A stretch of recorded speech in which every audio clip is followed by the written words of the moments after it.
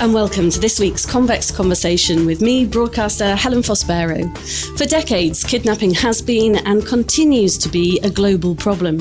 Sometimes it's politically motivated, sometimes for other ideological or extremist reasons, and very often it's for financial gain and involves criminals. But the fact is, every year thousands of people are taken hostage worldwide. The duration of criminal kidnaps is usually much shorter than those perpetrated by extremist groups. In more than 75% of cases, the victim is held for a week or less, but the effects can still be long-lasting and devastating. As a fresh-faced Sky News reporter, I remember covering the stories of journalist John McCarthy and Special Envoy Terry Waite, who were taken hostage in Lebanon more than 30 years ago. John was 29 and working for Worldwide Television News when he was kidnapped by Islamic Jihad fundamentalists on the streets of Beirut. For 5 years, he endured the deprivation, both physical and psychological, of captivity, the filth and squalor of the cells he was held in, the agony of isolation, hours of repeated self-examination, and the pain of not knowing if his loved ones even knew he was alive. I recall vividly reporting on John's eventual release in Damascus and his emotional return to RAF Lyneham in Britain in 1991, watched by millions. 3 decades on, John has become the first patron of Hostage International, a small but much-needed charity co-founded by Terry Waite, who himself was held for 1,763 days, much of it alone. The charity gives practical support to those affected by kidnap or illegal detention of a loved one and to detainees after their release. And I'm delighted to say that John's with me now. John, you're smiling away. All these years on, I think you've got a portrait in the attic, I think. You don't really look any different to when you did all those years ago. Well, Helen, you're far too kind, but thank you. I'll take that. And it's lovely to be with someone, to be on your podcast and to think that you were there back in the day. And I knew, a number of my journalist friends, our mutual friends who were working on my story, so to speak, and on my case, and we're close. And it is amazing to think it's so long ago. It's just very fortunate to have got through all that time, of course, and now to be involved with literally my old cellmate, Terry Waite, and hopefully helping other people coming out of the situation, which, as you say, we came home to extraordinary fanfare, particularly in the UK, and had a lot of support, whereas many other people come out of that situation, whether it was a long time like ours, 5 years, or just a week or two, can be just as devastating in terms of the after effect, the hangover, if you like. I suppose in a way, we chatted about this when you arrived today. To me, you felt one of us. You're a fellow journalist, so that meant I was very interested in your story. And also I sat next to Nick Toksvig, who you were at university with. Nick was on the foreign desk. I was very naive at that time on the home desk, and also a great friend of yours, Chris Pearson. So to watch them campaign for you behind the scenes and to see the pain and agony that your captivity was having on them was more than just seeing it on the news. So I do really feel connected to your story. I think that's interesting because I think for many families who, for instance, who Hostage International will be looking after or helping, they won't have that sort of intimate media connection that my family did. My fiancée, Jill Morrell, was obviously another journalist, a close friend with Nick Toksvig and Chris Pearson, who you mentioned. So they were involved with the media. So in terms of dealing with the media, they knew how perhaps to approach them and who to talk to. And in terms of following up the story, whether it was in Lebanon or Middle East in general, they had all that advantage, which most people wouldn't have. My boss was very close with my dad and mother, and he could keep them informed of what was going on. So that backup was really there already, in a sense. For most people, and this is where Hostage International really wants to try and help, coping with the shock of disappearance and then how best to deal with it moving forward for the families at home, because often there won't be any information initially about what's happened to the person who's been abducted or locked up. That is a key area that we know is so important, because not knowing on either side, as you mentioned, I didn't know what was going on with my family and friends, and I had no idea if they knew anything about me. And of course they didn't for years, what had happened to us, whether we were alive or not. That's a really difficult thing. To have somebody holding your hand to do all of that is a wonderful thing. And realizing that my lot were lucky, and I was lucky in a way too, to have all that background support. If we could give that to other people, and tragically so many of them, in that circumstance, that's great. And of course, Terry came out to Lebanon to try to negotiate your release and the release of other people who were being held. So I'm imagining when Terry approached you and asked you to be patron, that would be quite tricky to say no, wouldn't it, John? Yeah, it was, and he's a big lad too. He's a big lad. He wasn't menacing in it. No, in a funny sort of way, because Terry set up the original Hostage charity back in 2004. So we will be celebrating the 20th anniversary next year, which is amazing and brilliant. All credit to him. He's a remarkable remarkably committed person on many levels, particularly charitable levels, etc., with the work he does. And I hadn't really been involved until the last couple of years. We gave each other space to do whatever we were focused on. And then I think he sensed with me that so much time has gone since those times. It was fine. We've always remained close and kept in touch with each other about family stuff, private stuff, if you like, but also what we're doing work-wise as writers and journalists, or me as a journalist, and the charitable work we've been involved in and such like. And I think it just became suddenly, well, this would be mad not for me to be involved, even if it was just turning up perhaps at fundraising or awareness-raising events, and in a way share our story for the benefit of those people who might come to such an event. And because it was a remarkable thing that we shared. So yes, there was no pressure at all. And it just seemed like, why wouldn't I do that? What an honor to be with a dear friend and someone who I admired, because as you mentioned, I think in your intro, Terry was banged up for 4 years on his own before he joined me and a couple of American hostages in our last year of captivity. And I don't know how he stayed sane. I simply don't know. I always ask him.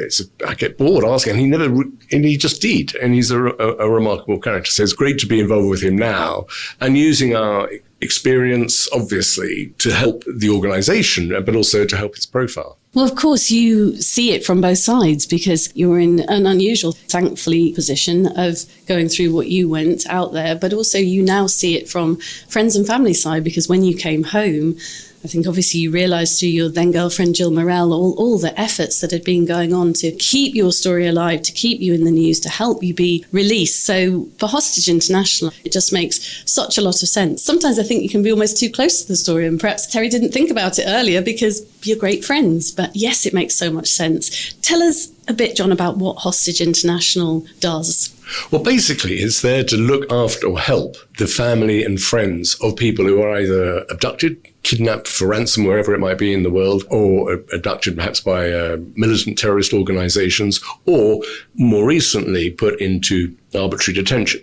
So held by a state, what we would deem as illegal reasons, but they're held there as a kind of pawn, perhaps that might be the point. So the idea is that whether they're kidnapped for ransom, if you like, or taken and put in prison by a state for political reasons, how can they be supported? The people who are actually locked up, but the kidnapped victim, that's not likely to happen until they're out, obviously, because there's no communication usually directly with the hostages, but it could be with someone held in prison, and especially for their families at home, trying to understand what can we do? What should we do? And so Hostage International would advise, quite likely journalists might come knocking at your door, or you might want to talk to the media about the situation, how best to go about that. It can be a minefield. I mean, obviously, with all due respect to you and me, we're journalists, so we're very decent people, but you can get yourself into a worrisome situation if you speak too openly about stuff. And it's something that one would urge caution on, I think, generally speaking, certainly in the initial stages until you know what's going on. So there's that. And then there's also just saying, what can we do to keep the family going? Because it's such a shock when you don't know what's going on. I mean, as you said, I didn't really know about that. I could only imagine it until I came home and spoke to my dad, my brother, Jill, and Chris Pearson, Nick, our journalist friends, about what they were going through, trying to carry on an ordinary life. And yet, of course, they were all hostages too.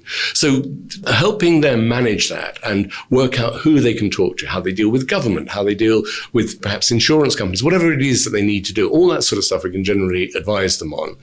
And then after the event, hopefully when the loved one is released from whatever the situation is, for them to come home. And now Terry and I were in a kind of extraordinarily fortunate and very unusual league because of the years of campaigning. Terry's high-profile campaign that Jill and Chris Pearson had led for the British hostages. We were really, really famous. So we had this strange thing of coming home to RAF Lyneham. You were covering the story there, and it was a massive thing and a lot of attention, which was, to be honest, quite frightening because I just thought, what on earth is this all about? What am I meant to do? But luckily, because Jill and Chris Pearson and all these other friends, and indeed my dad and boss, they were well used to all of that by now. And so they could sort of guide me through it because I was just thinking, what's going on? What are all these people here?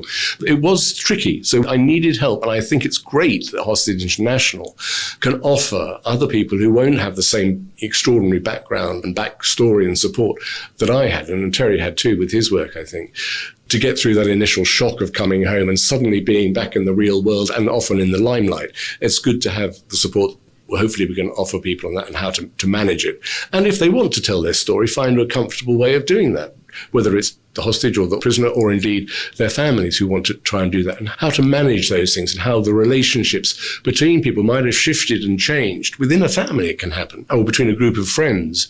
Somebody is away. How do we handle this? How do we handle this? Somebody might say, we've got to campaign, we've got to do this, we've got to do this. And others might be saying, no, let's go slowly. It's a difficult situation, obviously, and everybody's hypertense and hyper anxious. So to be able to help with those sort of negotiations and intergroups and providing, say, I don't know, if a family comes to Hostage International, someone has been abducted in whichever country it may be, then we can say, well, look, okay, the mother might have somebody we can provide to talk to help them deal with the emotional strain, whatever it is, and their thoughts about what's going on. And likewise, perhaps for the partner who's left at home, or the children even. Individuals they can talk to give them a sense of outside that extraordinarily intense, perhaps family or even business environment, there's people who can take the edge off for you. So that's that. And then when coming home, there's also the practical legal advice, medical advice, physical medical advice, depending on what circumstances you come on. And obviously, a lot of people, certainly Waite and I, benefited from psychiatric counselling, help us get over trauma, PTSD, post-traumatic stress disorder. It's almost inevitable you're going to have something of it.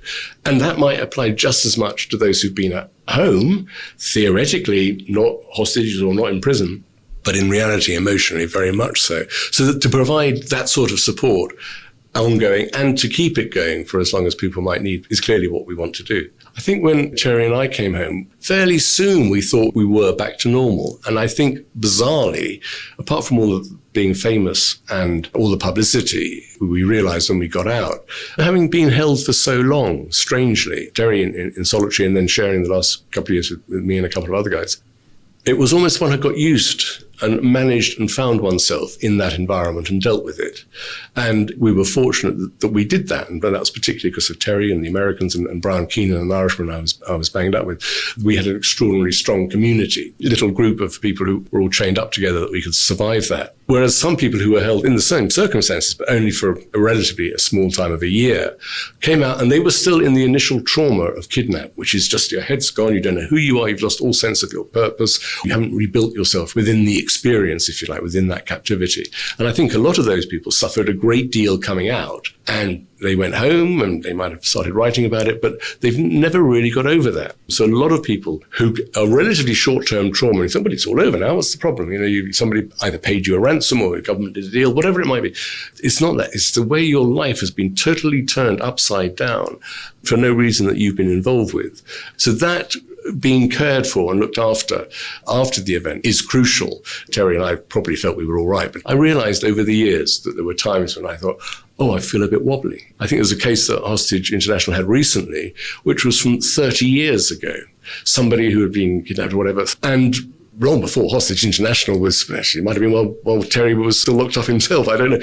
But something had triggered a memory or an emotional response for whatever reason, back to that experience and came to Hostage International and say, look, it's happened a long time ago and I've been home for years and years, but I'm really feeling distressed about it. Can you help? So even in that environment, it's brilliant that we've got the resources that we have of legal advisors, perhaps, but certainly psychiatric counsellors who can say, yeah, talk to this person, hopefully get you back on the straight and narrow again.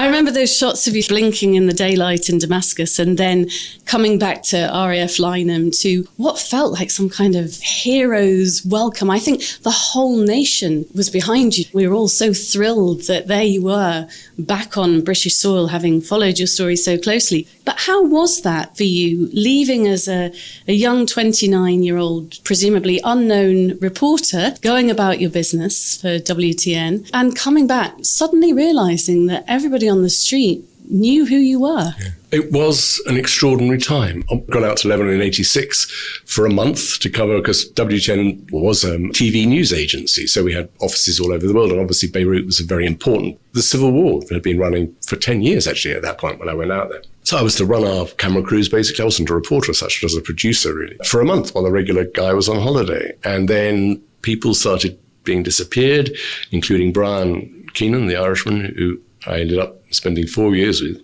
And speaking to my boss, he said, well, get out of town, John. Maybe you can go back, but nobody's claiming these new kidnappings. And that's what I was trying to do. And then didn't get to the airport. and got kidnapped. And then that was me for the next 5 years. But most of that time, I was obviously completely out of touch with the world. We weren't communicating with family and friends in any way. But more importantly, one was in limbo land, which was very weird because we didn't have any access to news. So we didn't have a radio for most of that time until the last year, really. So you're literally in the dark because we were obviously underground and never with any natural daylight.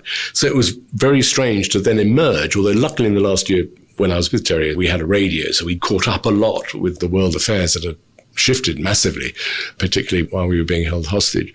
But then to come out, although I'd heard about the campaign and that the UK was well aware of it, had been on the news, and the Yellow Ribbon campaign that the friends of John McCarthy had. So I was sort of aware of that, but that clearly doesn't really translate into how big my story was, my release was. I remember getting back to Lyneham that evening and bizarrely done a press conference in Damascus before we left and met my dad and brother there. And they were so totally normal. And it was wonderful. So we said, well, how's your day been? And I said, well, I woke up in Beirut. I wasn't in a cell. I wasn't chained up. I was in somebody's apartment. I was blindfolded, but I got away from the chains and stuff, a couple of days before. So I knew I was hopefully on the way home. And I was put in the boot of a car, taken out of the boot of the car, put in the back of the car, and then handed over to the Syrians, obviously by the kidnap gang, handed over to Syrian intelligence, and then they brought me to Damascus. I said it's been a kind of a weird day of changing from being an absolute chained up, blindfolded person to being someone who I ended up getting to Damascus in this open-top Mercedes sports car. It was just so Goodness, weird. That's so bizarre. And then my dad and brother, and we just met, because my mum had died while I was I know away. your mum had died. Your mum was poorly before you left, wasn't she? Yes, she'd just been re-diagnosed with a variation on breast cancer she'd had as a much younger woman. So I was always concerned about that, but didn't actually hear about it because we didn't have any news or radio.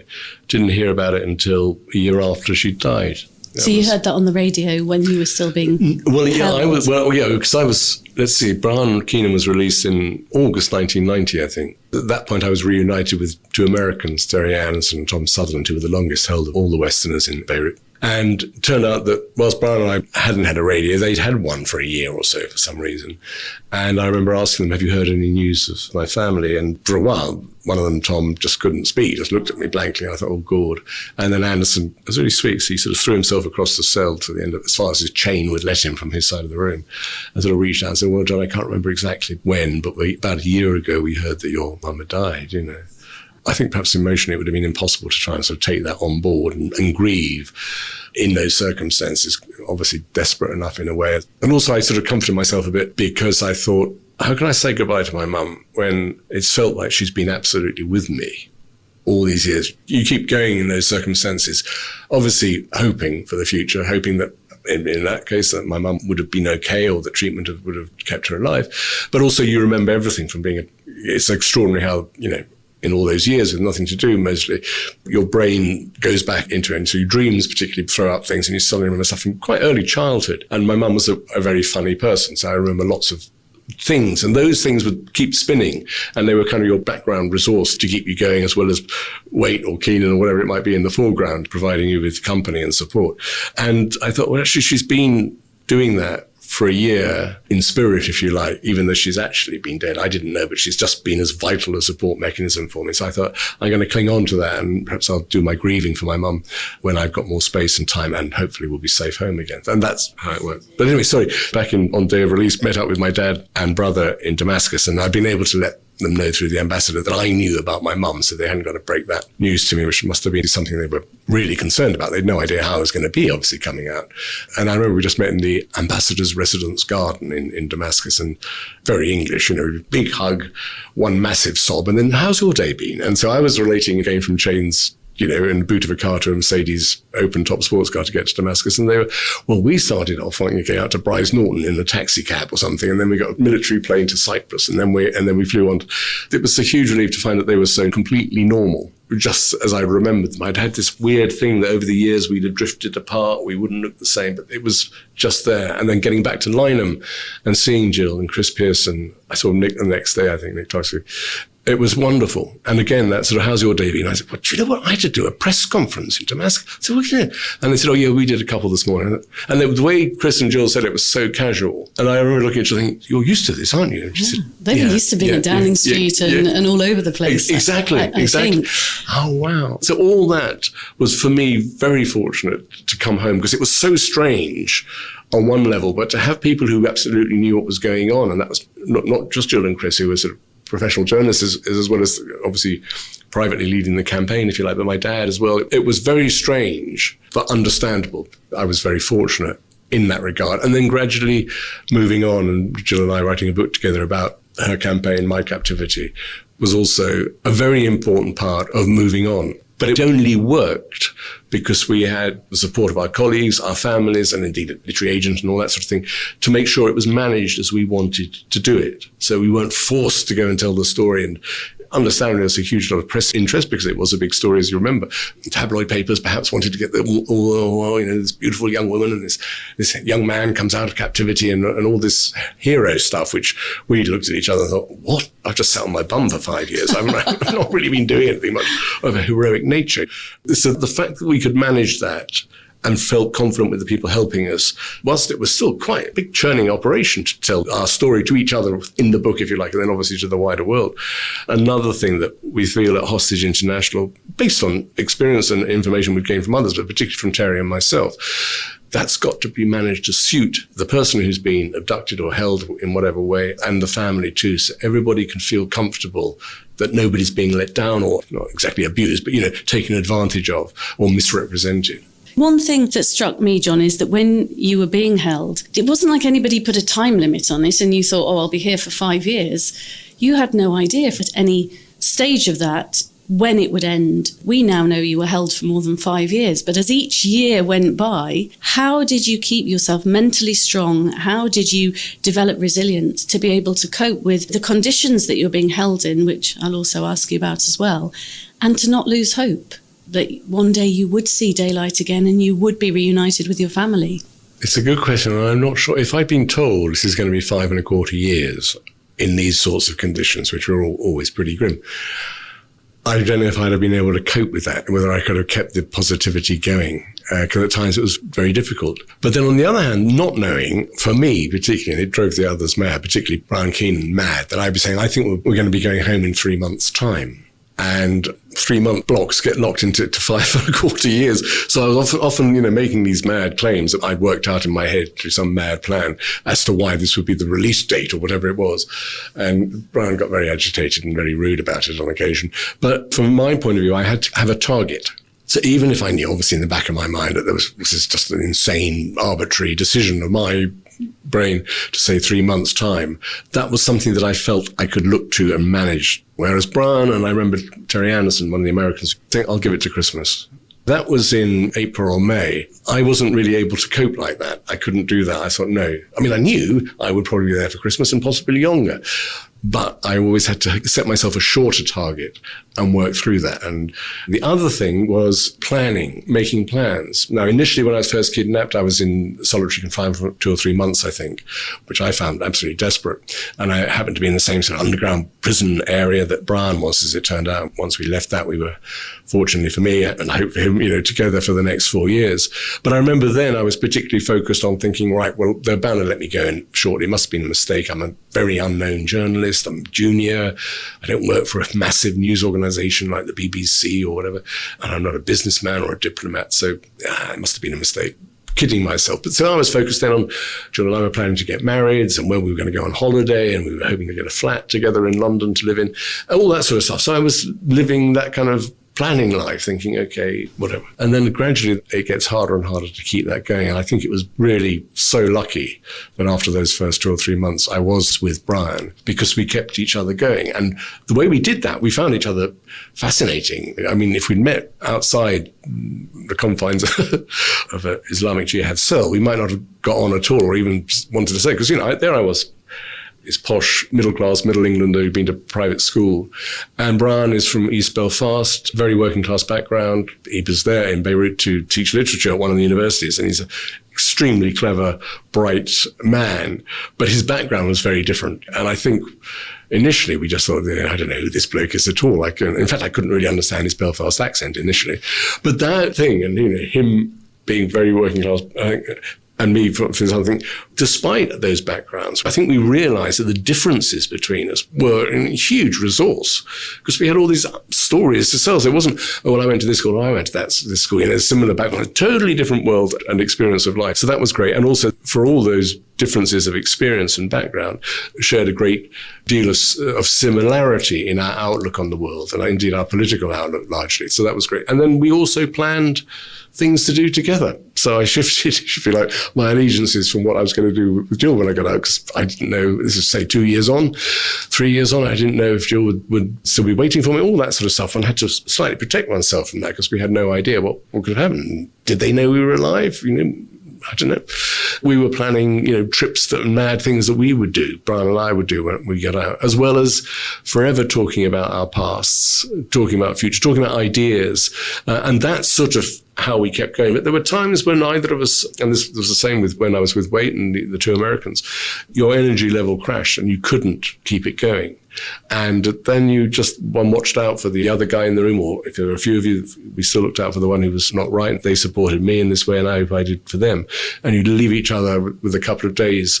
He just needs to be in his own space. Literally blindfold over your head, and you're just down and out. You can't, it's all gone. It's like the computer's crashed, And you have to wait before rebooting it. And then that rebooting can be very gentle. It's like, hi, Helen, how are you? Eventually you'll respond and hopefully come back out of it. And I think one of the key things that we had together also was, and this was really, really fortunate and really vital, was the fact all my fellow hostages, but especially with Keenan, who I spent 4 years with 24/7, just the two of us mostly, was we shared a sense of humour. And so we could take the mick out of each other. And, this idea of the Belfast boyo and the middle class public school idiot, we could, we were basically a joke. We were a standard, an Englishman and an Irishman walking to a prison cell together. Bingo, that's us, And so we teased each other and were very rude. And that, inevitably, we were in tiny rooms, I don't know, just tables, what, sort of 4 by 6 foot or 7 foot or anything. So this would have been a cell, 2 mattresses side by side, and that was it, with no daylight and whatever. Inevitably, we literally got on each other's nerves, almost physically. We couldn't get away from each other. So to be able to dispel that sometimes just by being exceptionally rude to each other and then creating deliberate nonsense and vulgar language to insult each other, so that the point where instead of feeling really annoyed and hemmed in by this character, you're actually sharing gales of laughter and all the energy that comes from the warmth of humour. Thank goodness you had conversation, because Terry spent a long time. I think he spent about 3 years, didn't he, totally alone? And I would imagine if you were alone in your head, almost 4 years, I think it was. Yeah, Terry. that length of time. What were conditions like? You described it a little bit there: the size of the cell, the mattress. Were you always chained on and often blindfolded? And what were your kidnappers like? How did they treat you? We were always in fairly small rooms, usually. After the initial prison, which I was in a tiny cell, literally 6 foot by 4 foot, the ceiling was just above my head, and I'm only 5'8", so it was a very small space to be in, windowless underground cell. So I wasn't chained up there. Then when I was moved and met Brian, we were in another underground, purpose-built sort of terrorist prison for a few months. Then we were moved, and after we were moved again, this was, I think, out of Beirut initially, then we were chained up, and from that point on, we were always chained up. They sort of put a bolt in the wall of the room, or the underground room that we were in, and we were chained with sort of maybe 3 or 4 feet of chain, and that was attached around our ankles. We had blindfolds at the ready all the time, because basically any time the cell door was open, or the room door was open, you'd have to have the blindfold on. They were very neurotic about us not seeing them. That was horrible. So we never saw these guys. It's weird to think that you had such an intimate relationship with someone in many respects, and yet you don't see them. On one occasion, Brian and I were in this thing where there wasn't even a door. We were just in a kind of little pantry off a kitchen, and the sliding door fell off, and they just couldn't be bothered to fix it. So we had to have the blindfolds on 24 hours a day. I remember that really freaked me out, because actually it was a very, very bad place there. Brian got very badly beaten there as well. And anyway, it was just the weight. If you can imagine the weight on your eyeballs, eventually it's just this light piece of cloth. But anyway. So there was that. And I think it's interesting that most of the guards, and there were probably 40 over the 5 and a bit years, I think in 12 or 13 locations, 12 or so moves for me while I was banged up. And some of those 40, some of them just appeared at one location for a couple of months and then we were moved and never heard, I was going to say never saw, but never heard them again, if you like. And others will be regular.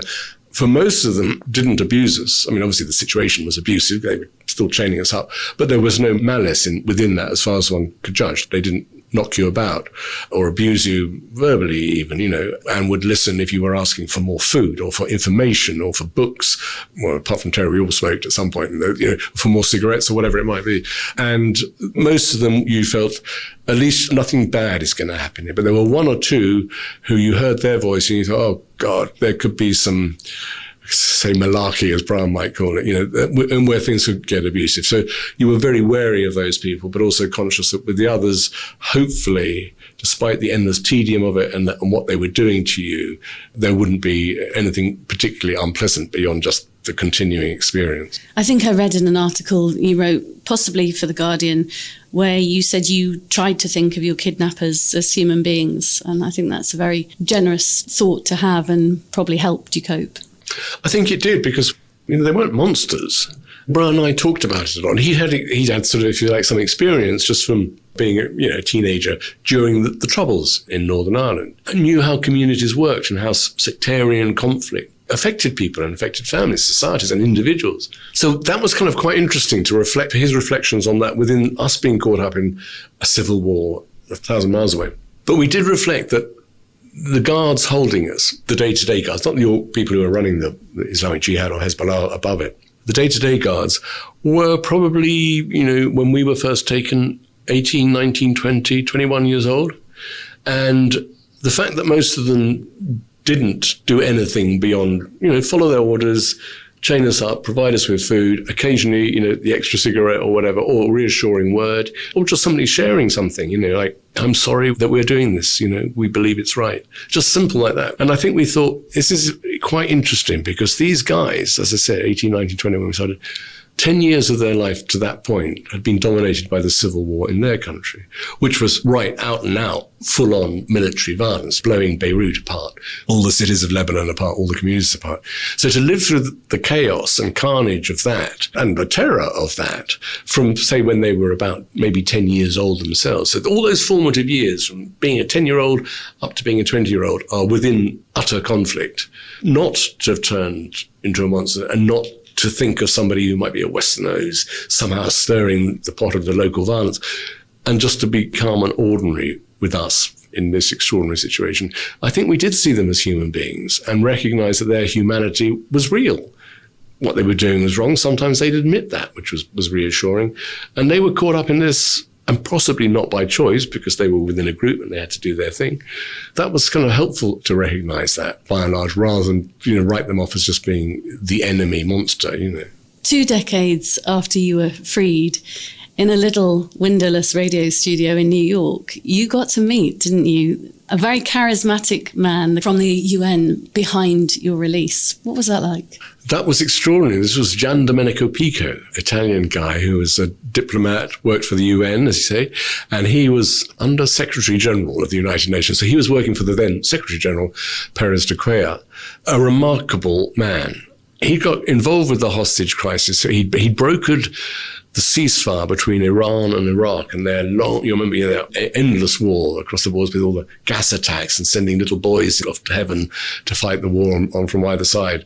He managed to broker that deal. And I think once he'd done that, his boss, Perez de Cuellar, the Secretary General, said, well, what do you want to do next, Gianni? And Gianni said, I'd like to see if I can help with, I've got this involvement now with Tehran in particular, with the end of the Iran-Iraq war, etc. I'd like to see if I can do anything with the hostage crisis, which was by then quite, this was in 1988, I think, the ceasefire. Can I do that? Yeah, off he went to do that and worked on that and got completely involved, which was a remarkable way. And to meet him, as you say, in a windowless, I hadn't realized it what had gone on. I'd sort of missed his involvement, or that I think maybe he was still working very much in the background when I came out in 91, and then we learnt more about it. So meeting him and being able to say thank you, because what I discovered, and then he actually told me the story for real, which was serious, goosebump and sort of amazement really, and respect, and being humbled by meeting this character. The day that we've been talking about, when I was released, went to Damascus, flew home to Lyneham, and you were there with press corps colleagues, and all that shenanigans were going on. So I don't know whether it was exactly the same day that I was released and came home in sort of fanfare of glory to the UK and to Lyneham.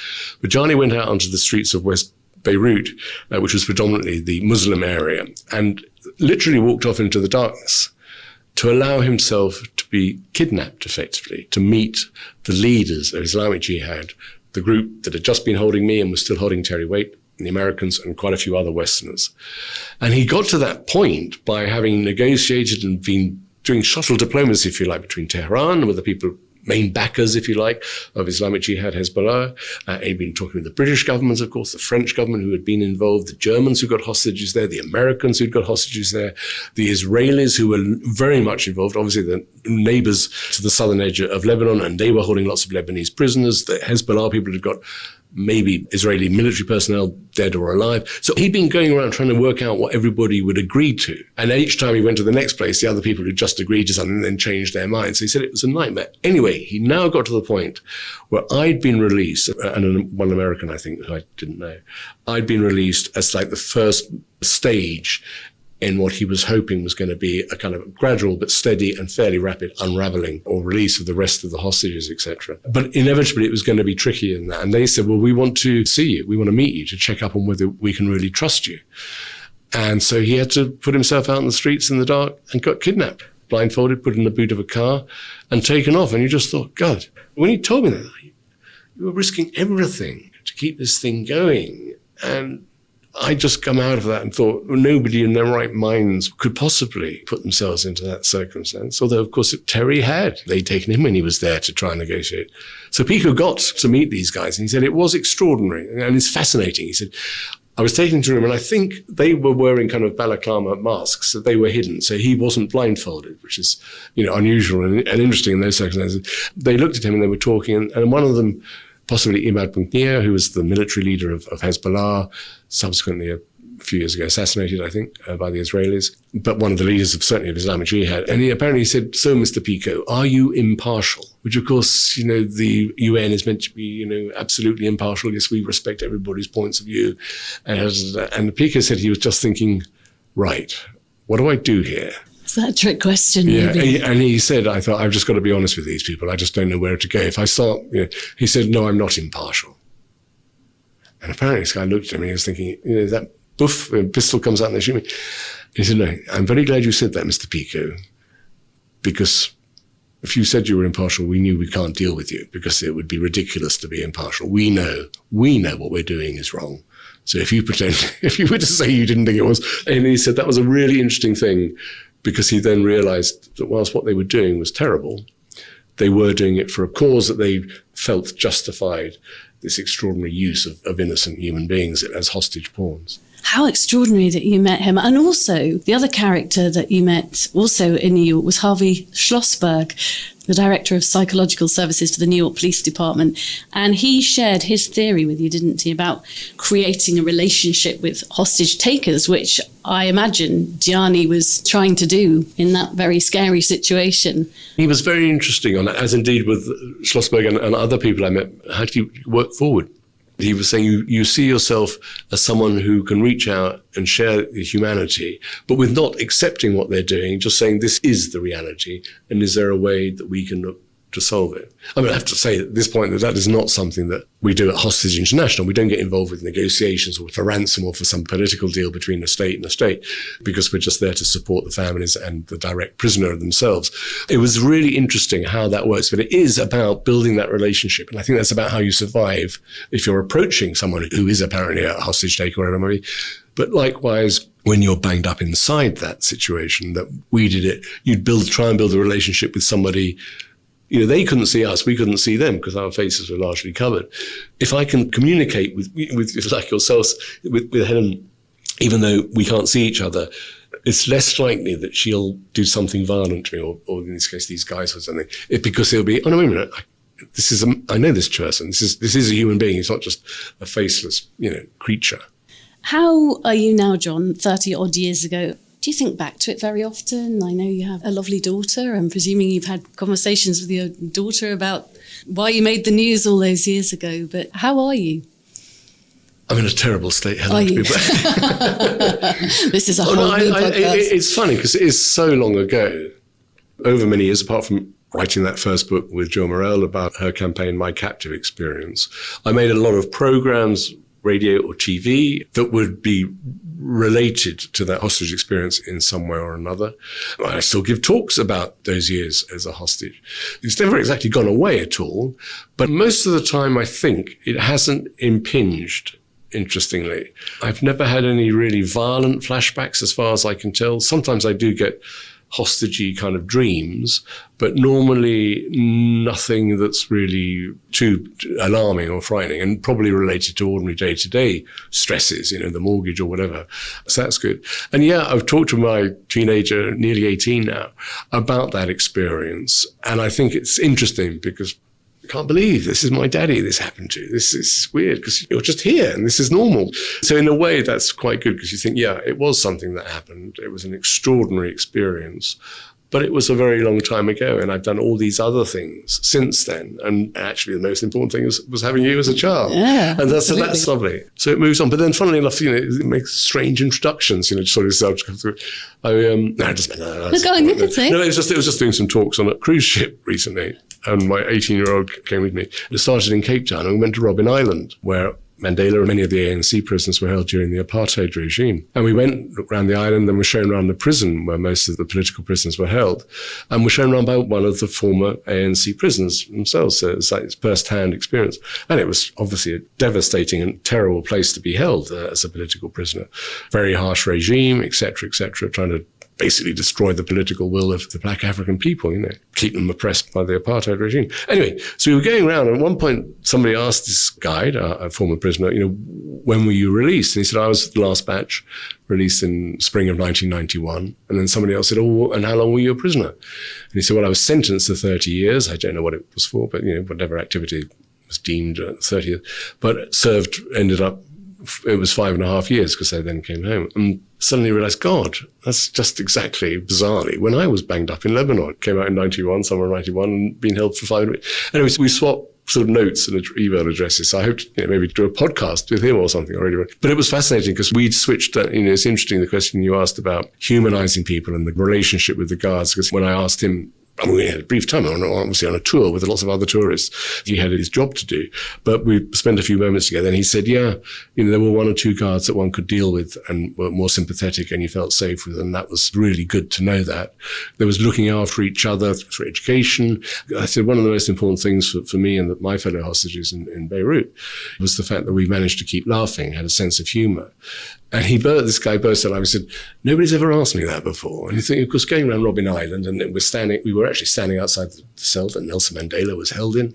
You wouldn't really think any good jokes, it's not the sort of thing that most people. And he said, nobody's ever asked me that before. He said, but yes, it was really important, that as political beliefs and keeping each other's spirits going, we laughed a lot. You've always had a very cheeky sense of humour, I think. I remember I interviewed you 10 years ago. You kept popping back in my life, John, on the GMTV sofa, which is now Good Morning Britain. And I remember in that trying to get your whole story in 4 minutes, which is quite a challenge. But humour even came out in that 4 minutes. But talking of comedy, of course, Nick Toksvik's sister is Sandy Toksvik, the comedian. And I remember you embarked on a bit of an adventure a few years after your release, sailing around Britain with Sandy, which I seem to remember she was just constantly popping seasickness pills.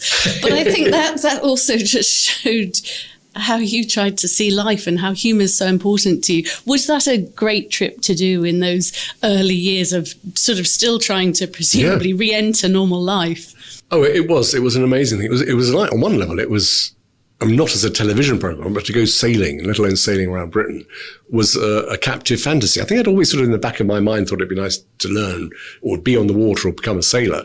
But then to actually do that, and we sailed in this beautiful old boat together. I don't think the producers, when they started thinking out the programme, knew that Sandy and I were old mates. I was famous for being, banged up on the idea of me exploring the coastline of Britain after that was, good. Can see that in a planning meeting. Exactly. And Sandy, who was a national treasure, or Trevor, as she might call herself, and comedian, as well as an experienced TV presenter. And then suddenly it was, oh, hello, darling, we're doing this together, are we? And and that was brilliant for me, particularly because I had no idea what I was doing initially, and literally learning the ropes together on the ship, but also learning how to be a TV presenter was great. But it was one of those extraordinary things that in terms of rehabilitation, I'm thinking of, clients and people who come for support from Hostage International, to be able to get a chance to do something like that, to fulfill a lifetime, but certainly a hostage time captive dream of being out in the wide open spaces, was remarkably therapeutic and bloody lucky. Who gets a job like that? And it was a paid job, to do that with an old friend and experience something so new and a great experience. It was great fun. And I ended up subsequently getting a sailing boat of my own and all that. Sandy, who is so smart and apart from being obviously very funny, and worked out the technicals of sailing, particularly in navigation. I mean, she probably still remembers more of it than I ever did, even though I got my own boat subsequently. But I don't think she ever wanted to go back on the water. That was a fabulous thing. And as I say, just highlights the really strange, in a way, experience that people like, well, the few of us, particularly from the Lebanon hostage crisis, like Terry and I had, in terms of support and opportunity to do things, and to do things, again, at our own pace without it. But some really, really brilliant, lighthearted, enormously fun things that like sailing around Britain with an old friend. And you travelled, you've done a lot of travel in your work, India, Iran, Brazil, Russia, the Middle East. You've been making lots of different programmes. What are you up to at the minute, and what else is out there now that's on the horizon that you'd like to do work-wise, do you think? Not so much. I haven't really done much radio work, which I came to really love. I enjoyed the TV. It was great. And then that just went away a bit, I think, didn't come up with any brilliant ideas. Or maybe I just wasn't any good at it, I don't know. But the radio work I did enjoy very much. I like the intimacy, basically, of like us sitting here now, having a conversation with, whether it's here or anywhere around the world, and that, the journalistic privilege of being taken into somebody's workplace or somebody's home environment, and that's being shared on an intimate level, but without the cameras, somehow made better with just a microphone or two. It's always been lovely, and I really enjoyed that. So I sort of missed that because I haven't done much of that over the last couple of years. But if I can, maybe go and return to Cape Town and meet the ANC guy who I met there, who's locked up at the same time as I was. That would be a great program I'd like to do, and things like that. And continue doing the speaking, but more taking time now, not feeling the need, so I can read some books, be in touch with Terry Waite and think about Hostage International, and watch quite a lot of cricket on the telly as well. Quite a lot of cricket. That's good. And if you do go and do that documentary, I hope you'll take me with you, and we'll do a podcast with the man you met in Robben Island. That would be good. Just one final thought, John. We're asking everybody in our autumn season of the Convex Conversation, what's the biggest risk you've ever taken? I feel quite odd asking you that when you went through what you went through, but perhaps since your release, what's the biggest risk you've ever taken in life? Going sailing with Sandy. No, I think it probably always was, but maybe that Beirut experience sort of reinforced it. I'm probably quite risk averse, although I would like to try skiing or sailing, obviously, or maybe windsurfing or whatever it is. I've never, for instance, wanted to go back and think I'm going to be a war correspondent or war journalist or producer or whatever. But having said that, I think it was more perhaps of an emotional than a physical risk. Whereas the first time I did go back to Lebanon. And that was to make a program. It was about Shia Islam. The people holding us, the Hezbollah people, were all Shia Muslims. And I wanted to do a program about that. And by then, thankfully, Lebanon was very peaceful. And so one could go back, and the Shia were the largest of the various sects within the country. But I do remember getting on the plane at Heathrow, and it was just for a TV program. And, the cameraman's doing the bit about, so John, you're off. How do you feel about going back there? And it was the first time back. And I won't repeat what I actually said just as a joke, but it basically was along the lines of, what on earth am I doing this for? Last time it went horribly wrong. But in fact, and again, it was a lucky thing to do with a huge amount of support, TV companies and all that stuff, and lots of contact on the ground with some brilliant local producers, etc. in Lebanon. It was a remarkably wonderful sense of release to go back there and be anxious. Obviously, I was anxious, but I was treated bizarrely as a bit of a celebrity because I was like another Civil War celebrity. I was just English back again visiting. And I met some of the Hezbollah people and they'd moved on. It was all fine. It was a very wonderful thing to go back there and think, well, happily Lebanon's moved on. They were rebuilding after the war. I could go anywhere I wanted in that country, more or less. Obviously got sort of diplomatic passes for certain areas in a sense through our journalistic work. But to be able to think, this is all right, I can come back here and I'm not under threat. Nobody's interested in me beyond, oh, you were caught up in our conflict too. And I remember thinking, Lebanon is open to me again, rather than a closed off space. And that was as much open emotionally and psychologically as physically, obviously. But I think it was quite a risk. And one or two people did say, why would you want to go back there? You know, go around the world. As you said, I've been lucky to travel a lot. And people say, why don't you just carry on doing that? Do you want to do that? I thought, no, it's a good story, but also I do want to see how I feel and cope with it. And so it wasn't a physical risk. I never felt that I would be in danger and didn't feel in danger while I was there. But I just wondered how I'd cope with it. And luckily, it went very well. I think Hostage International are so lucky to have you. I know they'll think they're so lucky to have you as a patron, John. Your lived experiences and your wealth of knowledge around the subject. And I think that reassuring feeling that for all the people that Hostage International are helping, there'll be a sense of comfort with your name on the sheet as a patron. They won't be alone. Well, thank you. I mean, I hope I can support Terry and the team as much as possible because it's just really important work. It's a specialist, if you like, niche market of a few people, growing numbers. I think 400 over the years that the charity's looked after, currently 70 or more, and very weird and specialist situations. And the fact that the likes of myself and Terry, who do understand that, and we've got lots of obviously serious professionals who can help us support those people and their families who are going through it now, it's a great thing to be involved with. It's a pleasure to see you again, and who knows when I'll bump into you next and what you'll do next. Every 10 years we must have a reunion. Every 10 years we'll have a little sooner than that. Reunion. You've been listening to journalist and writer John McCarthy talking about his role as Hostage International's first patron and how life has been since he was released from Lebanon 3 decades ago.